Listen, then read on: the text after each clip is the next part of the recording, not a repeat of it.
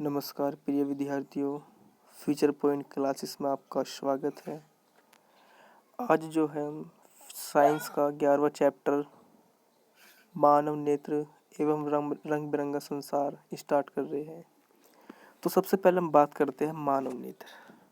तो नेत्र मनुष्य व सभी जीवों के लिए प्रकृति की एक बहुमूल्य देन है।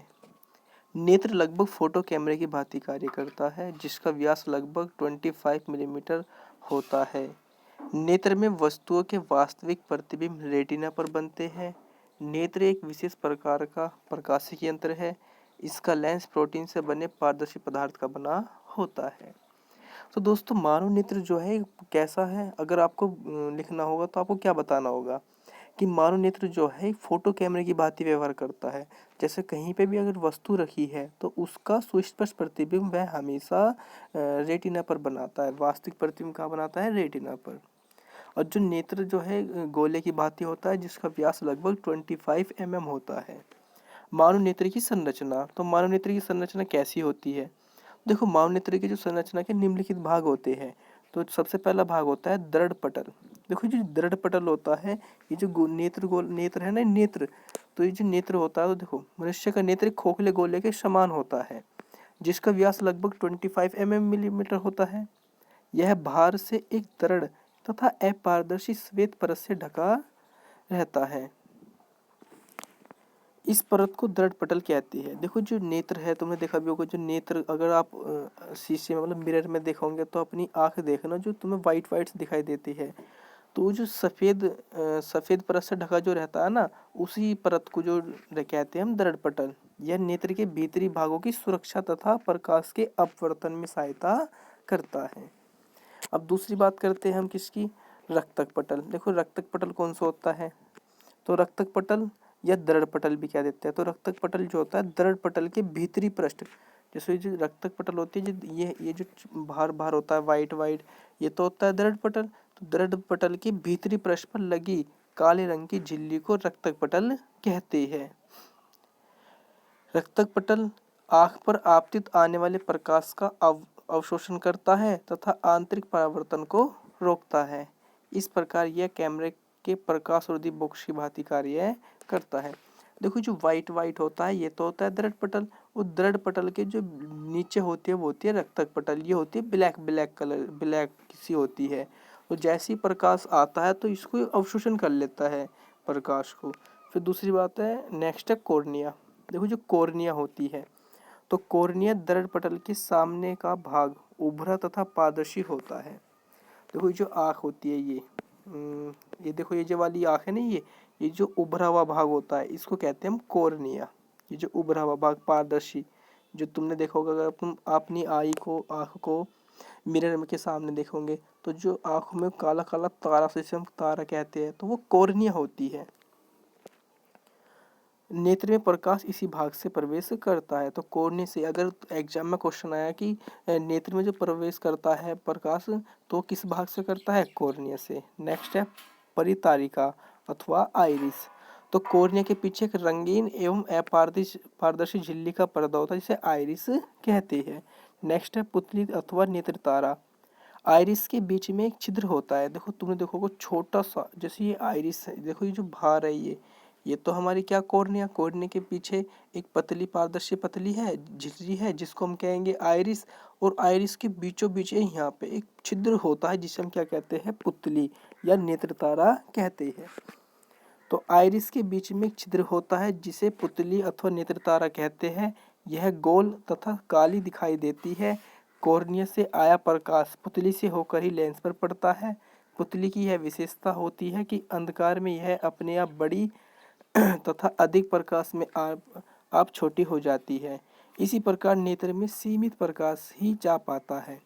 जब प्रकाश की मात्रा कम होती है तो आइरिस की मांसपेशियां किनारे की ओर सिकुड़कर पुतली की ओर बड़ा कर देती है, जिससे लेंस पर पड़ने वाली प्रकाश की मात्रा बढ़ जाती है। और जब प्रकाश की मात्रा अधिक होती है तो पुतली की मांसपेशियां ढीली हो जाती है, जिससे पुतली छोटी हो जाती है। लेंस पर कम प्रकाश आपतित होता है। इस क्रिया को पुतली समायोजन कहते हैं। नेत्र में यह क्रिया स्वतः होती है। देखो, ये जो ये जो पुतली है, पुतली के ये जो ऊपर दिखाई दे रही है ये होती है मांसपेशियां, इन्हें कहते हैं पक्षमापी मांसपेशियां। ये मांसपेशी क्या करती है, अगर प्रकाश कम आता है, जैसे आँख पे प्रकाश कम पड़ रहा है तो ये सिकुड़ जाती है, जब सिकुड़ जाती है तो पुतली यहाँ से बड़ी हो जाएगी, तो भी प्रकाश ज़्यादा, जिससे कि ज़्यादा प्रवेश कर सके। और जब प्रकाश कम बहुत ज़्यादा अधिक मात्रा में आता है तो ये जो मांसपेशी होती है ये फैल जाती है, नीचे को सिकुड़ जाती है, मतलब नीचे को फैल जाती है, जिससे कि ये जो पुतली होती है छोटी हो जाती है, जिससे कि आँख के अंदर पर्याप्त प्रकाश ही पहुँच सके, जिससे कि रेटिन आगे आँख में जैसे नुकसान ना हो पाए, रेटिना पर सुस्पष्ट प्रतिबिंब बन सके। नेक्स्ट है हमारा नेत्र लेंस। तो नेत्र लेंस आइरिस के ठीक पीछे प्रोटीन का बना पारदर्शक तथा मुलायम पदार्थ का एक द्वितल लेंस होता है, जिसे नेत्र लेंस कहते हैं। यह अभिसारी प्रकृति का होता है। द्वितल लेंस होता है जिसे नेत्र लेंस कहते हैं, तथा यह अभिसारी प्रकृति का होता है। अभिसारी प्रकृति का मतलब है जैसे ही प्रकाश होगा तो उसे एक बिंदु पर अभिसारित कर देता है, एक बिंदु पर मिला देता है। लेंस के पिछले भाग की वक्रता त्रिज्या छोटी तथा अगले भाग की वक्रता त्रिज्या बड़ी होती है।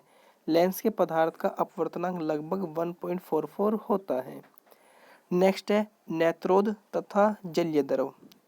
कॉर्निया तथा लेंस के बीच के भाग को नेत्रोद कहते हैं। इसमें जल के समान एक नमकीन पारदर्शी द्रव भरा होता है, जिसे जलीय एक्यूस होमर कहते हैं। इसका अपवर्तनांक 1.336 होता है। देखो ये कहाँ होता है, देखो ये यहाँ होता है। ये तो लेंस हो गया, ये हो गया कॉर्निया। तो ये कॉर्निया लेंस के बीच में जल के समान एक द्रव भरा होता है, जिसे कहते हैं हम नेत्रोद जल। फिर नेक्स्ट है हमारा कचाव कक्ष तथा कचाव द्रव। तो नेत्र लेंस तथा रेटिना के बीच के भाग को कचाव कक्ष कहते हैं। इसमें गाढ़ा पारदर्शी एवं उच्च अपवर्तनांक वाला द्रव भरा होता है, जिसे कचाव द्रव कहते हैं। देखो ये कहाँ होता है, ये यहाँ पे होता है। देखो ये जो ये हमारी क्या है, नेत्र लेंस, और ये हमारी रेटिना, ये जो पिछली वाली परत होती है इसे कहते हैं रेटिना। तो इसके बीच में एक द्रव भरा होता है और वो उच्च अपवर्तनांक वाला होता है, जिसे हम कहते हैं कचाव द्रव। नेक्स्ट हमारी रेटिना। अब देखो रेटिना क्या है, तो रक्तक पटल के नीचे तथा नेत्र के सबसे अंदर की ओर एक पारदर्शी झिल्ली होती है, जिसे रेटिना कहते हैं। इसे दृष्टि पटल भी कहा जाता है। यह प्रकाश सुग्राही होती है। इस पर दृष्टि तंत्रिकाओं का जाल फैला रहता है। सभी वस्तुओं का प्रतिबिंब रेटिना पर बनता है। दृष्टि तंत्रिकाओं के द्वारा ही रेटिना पर बने प्रतिबिंब के रूप, रंग एवं आकार आदि का ज्ञान मस्तिष्क को होता है। जो कोशिका प्रकाश की तीव्रता का आभास करती है वे दंडाकार कोशिका कहलाती है। इसके विपरीत जो कोशिका मनुष्य को वस्तु के रंग का आभास कराती है वे शंक्वाकार कोशिका कहलाती है। देखो जो रेटिना होता है ये जो दृढ़ पटल है ना, तो दृढ़ पटल के जो निचले वाला भाग होता है सबसे अंदर का भाग, तो इसको कहते हैं हम रेटिना। ये एक पतली पारदर्शी होती है, इसी पर प्रकाश आपतित होता है और इसी रेटिना पर प्रकाश का जो है ना प्रतिबिंब, जिस किसी वस्तु का प्रतिबिंब वास्तविक व उल्टा, ध्यान रखना उल्टा प्राप्त होता है। अब यहाँ पे जो ये मांसपेशियाँ होती है, तो ये मांसपेशियाँ उस संकेत को हमारे मस्तिष्क में ले जाती है, जिससे हम मस्तिष्क हमारा उन संकेत को पढ़ के कि प्रतिबिंब कैसा है, किस वस्तु का है, तो फिर आभासी प्रतिबिंब बना देता है सीधा। तो जो आभासी और सीधा प्रतिबिंब बनता है वो हमारे मस्तिष्क द्वारा बनता है। और हमने ये बात करी थी कि देखो यहाँ पे जो है ना कोशिकाएं होती है जो प्रकाश की तीव्रता का आभास करती है, वे दंड कोशिकाएं होती है। ध्यान रखना, जो प्रकाश की तीव्रता का आभास बताती है कि प्रकाश ज़्यादा चमक का आ रहा है तो वे बताएंगी दंडाकार कोशिका, और जो रंग का प्रकाश का आभास बताती है वे होती है शंक्वाकार कोशिका। पीत बिंदु। तो रेटिना के बीचों बीच एक पीला भाग होता है, जो रेटिना मैंने बताया था ना नेत्र के पीछे होता है, तो उसके बिल्कुल मध्य में एक पीत भाग होता है, पीला सा भाग होता है, जिसे कहते हैं पीत बिंदु, जहाँ पर बना हुआ प्रतिबिंब सबसे अधिक स्पष्ट दिखाई देता है। इसे पीत बिंदु कहते हैं। इस भाग की सुग्राह्यता सबसे अधिक होती है। फिर नेक्स्ट है अंध बिंदु। जिस बिंदु से दृष्टि नाड़ियाँ मस्तिष्क को जाती है, नाड़ी का मतलब जो संकेत होते हैं, दृष्टि जो संकेत होते हैं मस्तिष्क को जाते हैं, उस बिंदु को अंध बिंदु कहते हैं। इस बिंदु पर प्रकाश का कोई प्रभाव नहीं पड़ता। इस बिंदु पर प्रकाश की सुग्राह्यता शून्य होती है, जिससे इस बिंदु पर बनने वाले प्रतिबिंब दिखाई नहीं देते।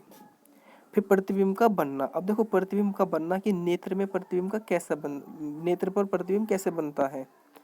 किसी वस्तु से चलने वाली प्रकाश की किरणें सर्वप्रथम नेत्र के कॉर्निया पर आपतित होती है। मैंने बताया था कि जो प्रकाश होता है सबसे पहले वो कॉर्निया में प्रवेश करता है, कॉर्निया पर आपतित होती है तथा अपवर्तित होकर प्रकाश जलीय द्रव, नेत्र लेंस तथा कचाव द्रव में से होकर रेटिना पर पहुंचती है, जहां पर वस्तु का वास्तविक व उल्टा प्रतिबिंब बनता है। प्रतिबिंब के बनने का संदेश प्रकाश तंत्रिकाओं द्वारा मस्तिष्क में पहुंचता है, जिससे मस्तिष्क अनुभव के आधार पर यह प्रतिबिंब सीधा दिखाई देता है। देखो जैसे मान लीजिए हमारे पास ये वस्तु है, तो वस्तु से प्रकाश किरणें गई तो लेंस पर आपतित हुई, मतलब पहले कॉर्निया में प्रवेश करी, कॉर्निया से फिर लेंस पे आपतित हुई, लेंस ने उन्हें क्या कर दिया, रेटिना पर अब केंद्रित कर दिया, मतलब फोकस कर दिया। अब रेटिना पर फोकस कर दिया तो रेटिना क्या करता है, उसका वास्तविक या उल्टा प्रतिबिंब बनाता है। फिर अंध बिंदु द्वारा कुछ मांसपेशियां होती है, मांसपेशियां उन संकेत को हमारे मस्तिष्क तक ले जाती है। फिर उन्हें मस्तिष्क क्या करता है, अनुभव के आधार पर प्रतिबिंब बताता है कि सीधा दिखाई देता है। देखो कुछ ये बिंदु है कि मानव नेत्र से संबंधित पाद कैसे होंगे। देखो मानव नेत्र से संबंधित कुछ परिभाषाएं है, जैसे देखो समंजन, तो समंजन किसे कहते हैं, तो मानव नेत्र द्वारा निकट या दूर की वस्तु पर फोकस कर हेतु का मतलब होता है फोकस करने के लिए नेत्र लेंस की फोकस दूरी में समायोजन को समंजन कहते हैं। जैसे देखो हमारा जो नेत्र होता है, तो नेत्र जो क्या करता है, चाहे वस्तु पास रखी हो चाहे वस्तु दूर रखी हो, तो उसका प्रतिबिंब हमें कहाँ पे फोकस कर देता है, हमेशा रेटिना पे, जिससे वस्तु का स्पष्ट प्रतिबिंब हमें दिखाई देता है। तो जो नेत्र अपने आप फोकस को परिवर्तित कर रहा है, इसको समायोजन कर रहा, तो इसी क्षमता को हम समंजन कहते हैं। और समंजन क्षमता, तो नेत्र द्वारा फोकस दूरी को कम या ज्यादा करने की क्षमता को नेत्र लेंस की समंजन क्षमता कहते हैं। स्वस्थ मनुष्य के लिए समंजन क्षमता 4 डायोप्टर होती है। निकट बिंदु, तो वह निकटतम बिंदु जिसे नेत्र बिना किसी तनाव के सुस्पष्ट देख सकता है, उसे नेत्र का निकट बिंदु कहते हैं। जैसे कि कोई वस्तु रखी है तो बिना आंख पर दबाव डाले उसे सुस्पष्ट देख सके, तो उस बिंदु को कहते हैं निकट बिंदु। इस बिंदु से नेत्र की दूरी को कहते हैं स्पष्ट दृष्टि की न्यूनतम दूरी, और स्वस्थ नेत्र के लिए यह स्पष्ट दृष्टि की न्यूनतम दूरी 25 सेंटीमीटर होती है। बहुत इंपॉर्टेंट क्वेश्चन है यहाँ पे। फिर है दूर बिंदु, तो वह दूर स्थित बिंदु, मतलब दूर स्थित, दूर कहीं बिंदु जिसे नेत्र बिना किसी तनाव के स्पष्ट देख सकता है, उसे नेत्र का दूर बिंदु कहते हैं। इस बिंदु से नेत्र तक की दूरी को स्पष्ट दृष्टि की अधिकतम दूरी कहते हैं, और स्वस्थ आँख के लिए यह अनंत होती है। तो डियर स्टूडेंट ध्यान रखना, अगर हमारे से पूछे कि स्पष्ट दृष्टि की न्यूनतम दूरी कितनी होती है 25 सेंटीमीटर, और दूर बिंदु अधिकतम दूरी होती है अनंत। तो डियर स्टूडेंट्स आज का फिलहाल यहाँ तक ही पढ़ते हैं।